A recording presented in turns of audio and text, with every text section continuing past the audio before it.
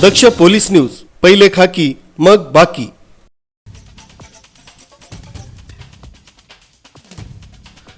नाशिक शिक्षक मतदारसंघाच्या निवडणुकीसाठी अर्ज भरण्यासाठी शुक्रवारी 7 तारीख हा शेवटचा दिवस होता। त्यामुळे नाशिक रोड येथील विभागीय महसूल आयुक्त कार्यालयात अर्ज भरण्यासाठी इच्छुक उमेदवार आणि कार्यकर्त्यांची मोठी गर्दी जमली होती। शिक्षक मतदारसंघाचे विद्यमान आमदार किशोर दराडे यांच्या नावाने डमी उमेदवार किशोर प्रभाकर दराडे यांनी अर्ज भरला। त्याची माहिती आमदार किशोर दराडे यांच्या समर्थकांना समजली। त्यांनी किशोर दराडे नावाने अर्ज भरणाऱ्या इच्छुकावर मारहाण करीत शिवीगाळ केली। या प्रकरणी नाशिक रोड पोलीस ठाण्यात गुन्हा नोंदवण्याचं काम सुरू होतं।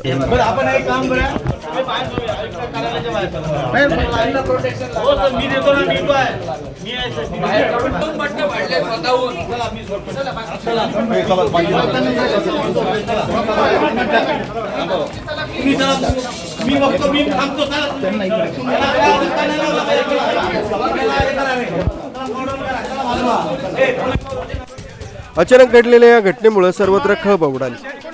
किशोर प्रभाकर दराडे नावाच्या इच्छुकाला मारहाण सुरू असताना तत्काळ या ठिकाणी उमेदवार विवेक कोल्हे हे पोहोचल्याने त्यांनी हस्तक्षेप करीत विद्यमान आमदार किशोर दराडे तसंच त्यांच्या समर्थकांच्या ताब्यातून सुटका करीत पोलिसांनीही तत्काळ हस्तक्षेप केला।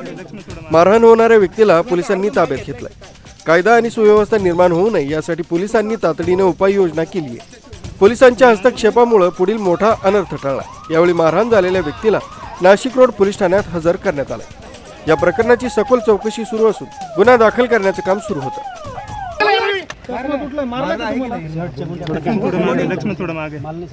तुम्ही आता अर्ज मागे घेतलाय का काय? तुमच्यावर काही दबाव येते गुणाचा?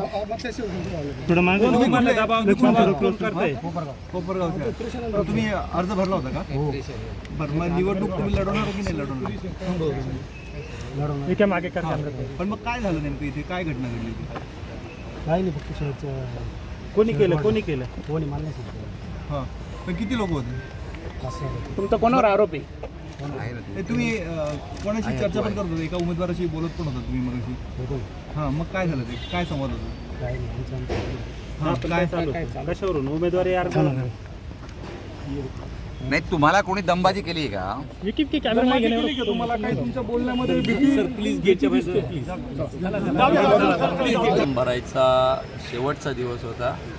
मी उमेदवार म्हणून माझ्या काही कामानिमित्त या ठिकाणी निवडणूक निर्णय अधिकाऱ्यांकडे आलेलो होतो।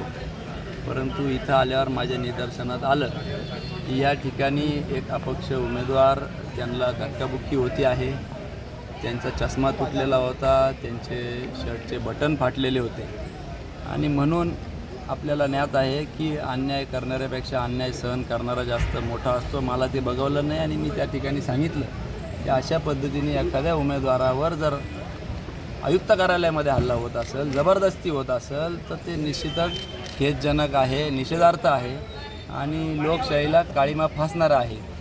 आणि अशा वेळेस आपण सगळ्यांनी बघितलं की त्या उमेदवारावर दडपण आणून काहीतरी विशिष्ट त्याला दडपशाही करून त्याला अडचणीत आणत होते। म्हणून मी विद्यमान आमदारच त्या ठिकाणी उमेदवारांनी जे सांगितलं मला की विद्यमान आमदार आम्हाला माझा हात धरून ओढता आहे, माझी गच्ची धरली, माझ्यावर हल्ला केला, अशा पद्धतीचं त्या अपक्ष उमेदवारांनी मला सांगितलं। मी देखील त्या ठिकाणी डोळ्यांनी पाहिलं की ते त्यांच्याजवळ उभे राहून त्याला या ठिकाणी दबाव आणत होते आणि हे खेदजनक आहे। हे शिक्षक मतदारसंघ आहे जिथं वैचारिक बैठक असते, विचारांची देवाणघेवाण घेतली जाते। अशा मतदारसंघामध्ये एका विद्यमान आमदारांनी अशा पद्धतीची वर्तणूक करणं हे निश्चितच लाजवणारी घटना आहे। मी मागणी करण्यापेक्षा त्या उमेदवारांनीच मागणी केलेली आहे। किंबहुना उमेदवार असू, मी असू, गरीबातला गरीब असू, सुरक्षा देणं हे सरकारचं किंवा या कायदा व्यवस्थेचं काम आहे। असं जर चाललं तर या ठिकाणी निवडणुकीमध्ये कोणीच उमेदवारी अर्ज दाखल करणार नाही आणि दडपशाहीच्या जीवावर हे बिनविरोध किंवा अपक्ष निवडणुका होतील। त्यांचा असा आरोप लोकशाहीच्या दृष्टीने योग्य नाही। त्यांचा असा आरोप होता का त्यांनी स्वतःनीच बटणं तोडून घेतले?